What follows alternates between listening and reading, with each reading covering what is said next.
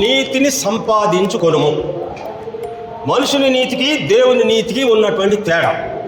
ఇలా మనుషుని నీతి ఎట్లాంటిది అంటే పైకి నీతిగా కనబడుతుంది, కానీ ఇలా లోపలంతా కూడాను యెషయా గ్రంథం 64వ అధ్యాయం 6వ వచనం ప్రకారం మా నీతి క్రియలన్నీ మురికి పేలికల వలె ఉన్నవి. పైకి నీతిగా కనబడతారు, కానీ ఇలా లోపలంతా కూడాను సమస్తమైనటువంటి చెడుగుతో నింపబడినటువంటి అనుభవం.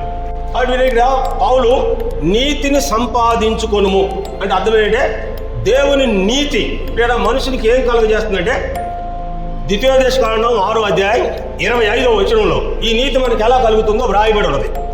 మన దేవుడైన యెహోవా ఆజ్ఞలను మనం అనుసరించి జీవించిన ఎడల మనకు నీతి కలుగును అని రాయబడి ఉంది. అర్థం ఏంటంటే దేవుని ఆజ్ఞను దేవుని మాటను అనుసరించి జీవించినప్పుడు దేవుని యొక్క నీతి నీకు ఆపాదించబడుతుంది. నీ నీతిని అనుసరిస్తే నీకు వచ్చేది నష్టమే, కానీ నీ నీతి వలన ఏ విధమైనటువంటి లాభం లేదు.